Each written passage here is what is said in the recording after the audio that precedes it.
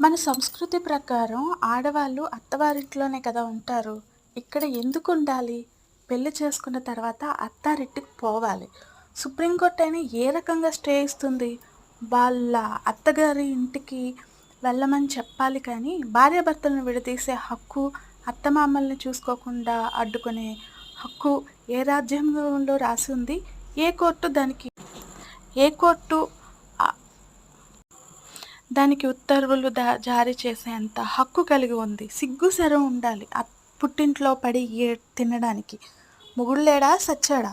సత్తే వచ్చి పుట్టింట్లో ఏడు.